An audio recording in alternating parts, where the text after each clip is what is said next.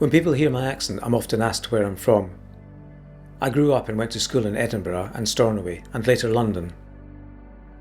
As a teenager in London, I was helped to develop my interest in photography by the Half Moon Photography Workshop.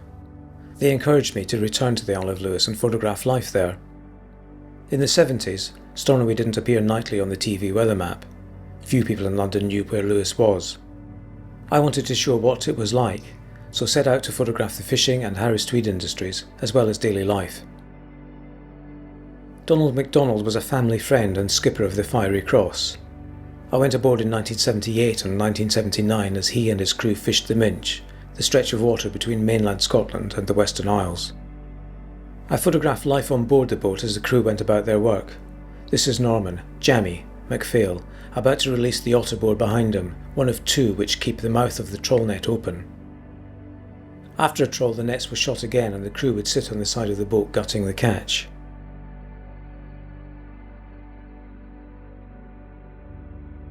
And then sort the fish before stowing them in the hold.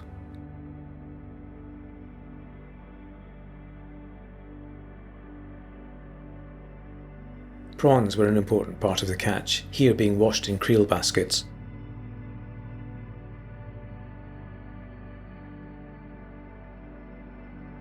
A mug of tea before hauling the nets. I remember being well fed, bacon and egg breakfasts, homemade soup and roast lamb, but I don't ever remember having fish. I followed the catch ashore to the twice weekly fish market. This boy could have been me a few years earlier, watching the boats arrive. There are no longer fish auctions in Stornoway, no inquisitive small boys on the pier. At the Young Seafood Factory on Goat Island, women worked hand-shelling prawns which were frozen and bagged up for sale in mainland supermarkets. There were 35 people working here, producing 2 tons of what was called scampi every week. I spent time in the Harris Tweed mills, following the wool as it was spun, and then with the weavers who would earn £36 a tweed and could hope to weave 3 in a week. In between the harbour, the factories and the tweed mills, I found vignettes of daily life. At the bus station, women chat and 2 girls wait for the bus home after spending the week living in a school hostel. When I take pictures, they have an immediacy. Then after a few years they become a little stale and start to look outdated. But as years pass, as society noticeably changes, they become interesting again. A kind of portal back to a lost time, before everyone went shopping in the car, before people stopped passing the time chatting and started texting. In the north of the island, Chrissy and Angus MacLean cut peat for winter fuel on the moor in Ness. A rare sight to see a woman in trousers, and here worn only for the peat cutting. I never intended to make romantic pictures, but rather show the reality of life. This picture is from closing time in the Carlton Public Bar.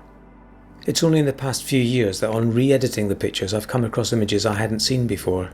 Photographs that were missed for whatever reason. Perhaps they were too ordinary at the time. Like this picture taken on the quay in Stornoway as preparations were being made for a visit by the Queen in 1979. Nothing out of the ordinary here. Until 40 years later I came across the same scene, but this time there was a purpose-built cage for the workers, who had high-vis vests, safety goggles, life jackets, hard hats, and their entire work area a cordoned-off safety zone.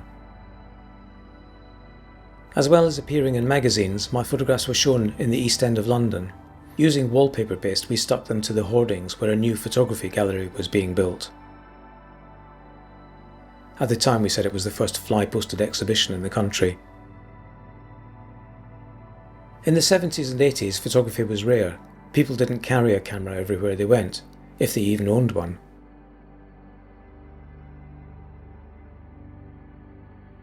Today everyone has a camera, and I encourage all photographers to look after their pictures. Don't delete them, because you never know what today looks like an ordinary photo may change as the years pass.